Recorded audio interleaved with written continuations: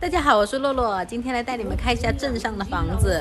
我今天要来看的这个房子呢，它就在镇中心，也就是整个镇呢，它就在那个国道上面。然后这个房子呢，又坐落在镇上面最热闹的一块，就是菜市场的附近。所以说，我觉得住在这个地方生活上是非常的便利的。唯一的缺点就是它没有我们村里面那样的大院子，但是价格非常的美丽。我们上去看一下。我们刚刚是从这个巷子进来的，就是从这里出去就可以到镇上了，然后买菜啊什么就走这个巷子，我觉得还是挺方便的，很近。从巷子进来就直接可以到这里。这个阿姨带我们进来看一下。这里1楼是停车场，车是可以停到这个地方来的，他们现在拿来做仓库用了。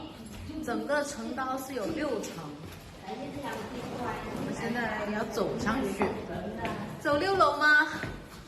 走上去吧，先看看2楼吧。它缺点就是要走路，我比较不喜欢上楼梯。看包租婆的钥匙，好大的一把钥匙啊！你看这个开门进来是个单间，哎，我觉得这个单间比我刚参加工作的时候住的单间要大多了。这里有一张床，看起来很简陋，但是它的价格特别美丽。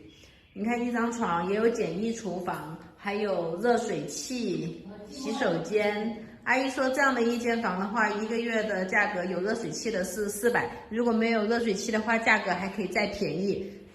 我觉得这样的话，2个人住，其实这个单间还是真的是非常的实惠的。最重要的是那个菜市场就在旁边，非常的近。如果说你是2个老人过来过冬的话，你下楼就是菜市场，你往里面走一点就是比较热闹的镇上的中心了。每次过2天呢，还能够赶个集什么的，我觉得非常的好。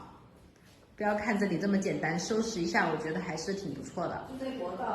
我觉得如果是来旅游度假的话，临时住还是挺不错的，毕竟1个月只要400块钱，这种房子真的非常的划算。你看从这里出来是那个阳台，然后也有其他的2个房间，这里一共层高6层，所以说你可能也会有蛮多的邻居。这个是从侧边看整个房子的外观。我觉得唯一的缺点就是太高了，它没有电梯。但是现在他说2楼呢有1间是没有人住的。如果说租这2间的话，我觉得还是比较好，因为上2楼还是比较轻松嘛。我觉得2个人来旅游的话，在这个地方住上个几个月还是比较实惠的。最重要的是它的交通很便利，离海口只要35公里的样子，距离海边呢也只要3-4公里。但是呢，你最好是要有一辆电动车，因为如果你要去远一点的地方的话，这种镇上面坐公交车其实是不太方便的。你要有私家车是最好了，但是我想2个人来旅游的话，可能很大程度是不会开私家车的吧。如果说有谁想租这里的房子的话，也可以私信洛洛，洛洛可以带你来这个地方来看看房子。